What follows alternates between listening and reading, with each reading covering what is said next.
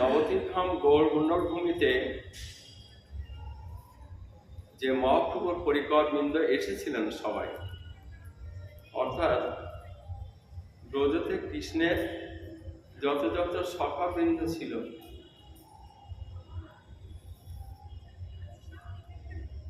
তারা এবারে সব এসেছেন। সেদিন যারা ছিলেন তাদের বেশিরভাগ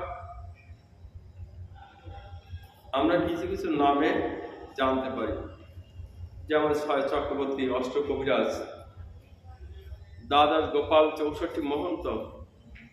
এরা সবাই ব্রজের কৃষ্ণের সখা সখী, রাধারানীর একান্ত প্রিয় সখী এবং মঞ্জুরি ভক্তগণ। তার মধ্যে যে দ্বাদশ গোপালের কথা আমরা বলে থাকি, অবিরাম ঠাকুর, সুন্দরানন্দ ঠাকুর, ধনঞ্জয় পণ্ডিত, মহেশ পণ্ডিত, শ্রীধর পণ্ডিত, কমলাকর বিপ্লয়, উদ্ধরণ দত্ত, গৌরীদাস পণ্ডিত, আর নাগর পুরুষোত্তম দাস এবং কালাকৃষ্ণ দাস ঠাকুর আর পরমেশ্বর দাস ঠাকুর, যারা ব্রতে শ্রীদাম, সুদাম, দাম, বসুদাম, মঙ্গল, সুমঙ্গল, সুবাহ, মহাবাহ, স্তর, কৃষ্ণ, অনঙ্গ, অর্জুন ইত্যাদি নামে অভিহিত ছিলেন। এরা সবাই এবারে আসেন।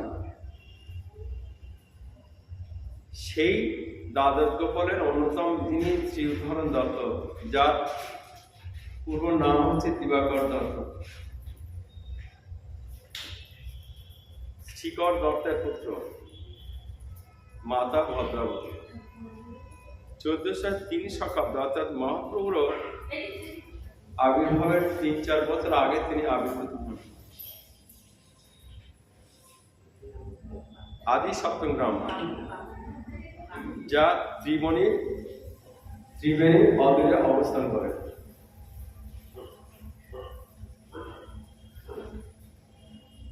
প্রভু হাসি হাসি কহে, বণিক কুমার, বণি পুরোতমা হইতে হইল উদ্ধার।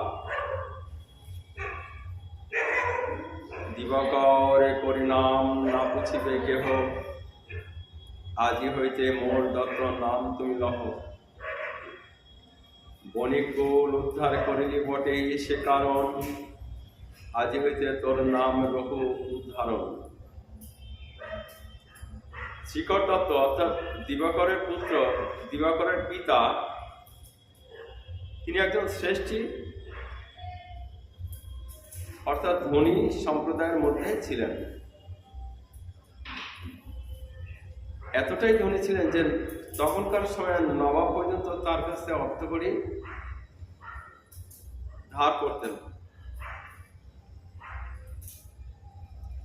তারই পুত্র উদাহরণ।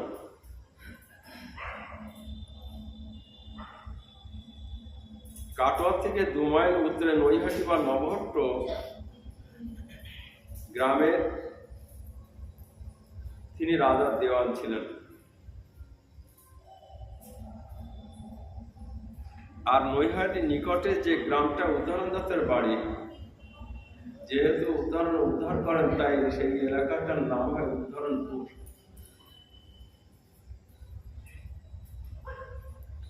মহাপ্রভু পর্যন্ত অর্থাৎ গৌরাঙ্গ মহাপ্রভু পর্যন্ত একদিন সেখানে এসেছিলেন। একটি নিম গাছের তলায় তিনি বিশ্রাম নিয়েছিলেন।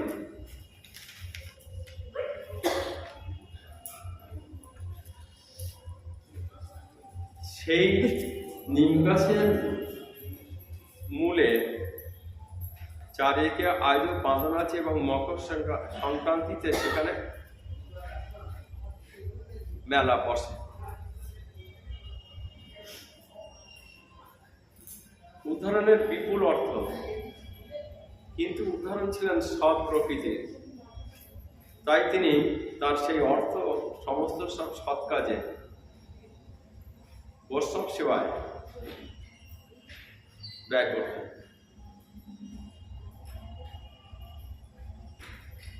কৃষ্ণ ভজনের সেবার অখিল যে চেষ্টা, এটাই ছিল তার জীবনের ব্রত। এছাড়াও নিয়মিত তিনি ভাগবত অধ্যয়ন করতেন। বিগ্রহের সেবা নিজ হস্তে সম্পাদন করতেন।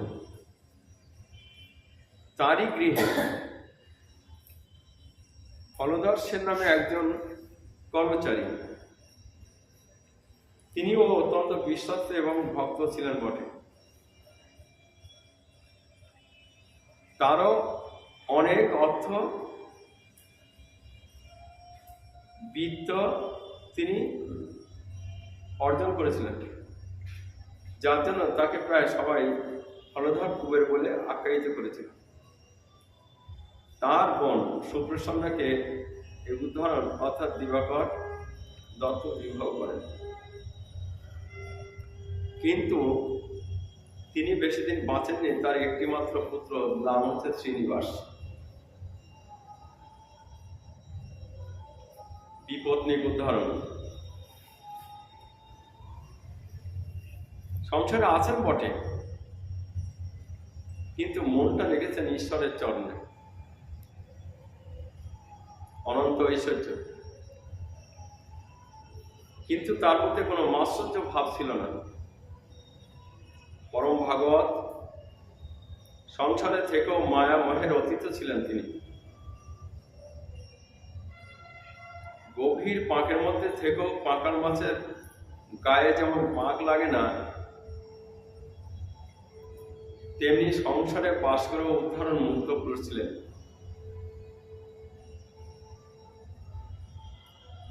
সংসার পঙ্কের ছিটে ফোটাও তার গায়ে লাগবে। ওদিকে নীলাচলে নিত্যানন্দ প্রভু প্রতি বছর রথের আগে সমস্ত ভক্তবৃন্দদের নিয়ে শিবানন্দ সেন, অদ্বৈত আচার্য গদাধর প্রভু, রাঘব পণ্ডিত, তারা সবাই আরো অনেকে ভক্ত, প্রায় 300-র মতো ভক্ত, দিনেরও অধিক, তারা রথের আগে যেতেন রথ দর্শন করা,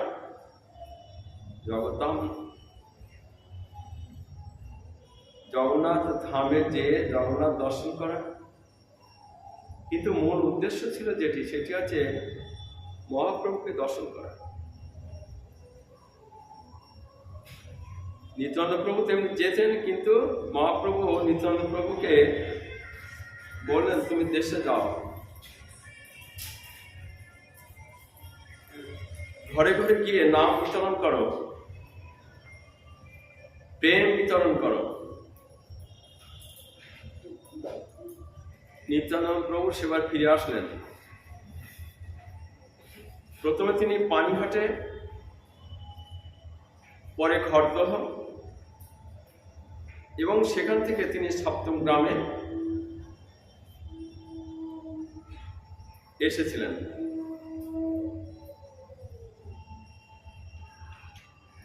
কারণ না কারোর বাড়িতে তিনি অতিথি গ্রহণ করবেন, সেই হিসাব করে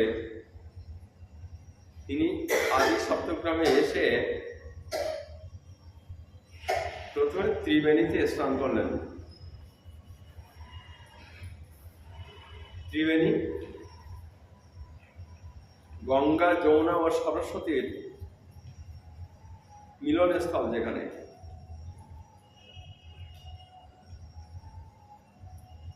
এবার তার সঙ্গে যারা ভক্তগণ আছেন, তারা একত্রে মিলিত হয়ে স্নান কার্য সম্পাদন করার পরে তারা কীর্তনাদিতে রত হলেন। ওদিকে দূর থেকে একদম দেখছেন, এরা কারা? ওই যে মধ্যখানে অপূর্ব লাবণ্যময় যে নৃত্য করছেন, গীত করছেন, তিনিই বা কে? মুখে হরি বলে গর্জন করছেন, সঙ্গের লোকেরাও সেই ভাব উন্নত হইয়া তারা নৃত্য করিতেছেন। এই যে প্রেমের বন্যা, আমি কেন রোধ করতে পারছি না? ওদিকে কীর্তন করতে করতে নিত্যানন্দ প্রভু তার ভক্তগণকে নিয়ে একটি পাকুড় গাছের মূলে গিয়ে বসলেন।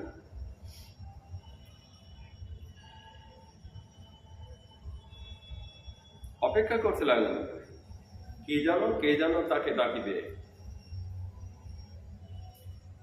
কে যেন আসিয়া তাহাকে সম্ভাষণ করিবে।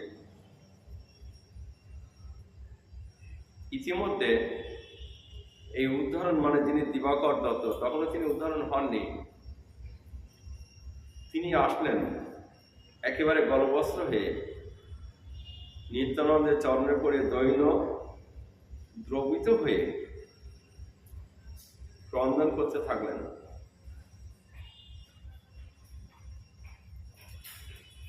নিত্যানন্দ যার মতো দয়াল দাতা আর জগৎ সংসারে নাই,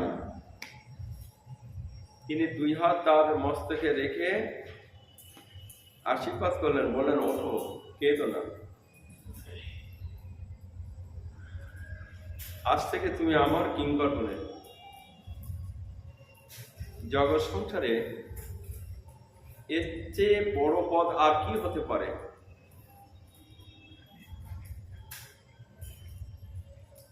স্বয়ং নিত্যানন্দ, যিনি ব্রজের বলরাম, যিনি অনাদি গোবিন্দের ক্রিয়ার স্বরূপ এবং সেবক স্বরূপ, তিনি দিবাকরের মস্তকে হস্ত দিয়া তাকে আশীর্বাদ করলেন। আর কি বললেন? আজ থেকে তুমি আমার কিঙ্কর হলে।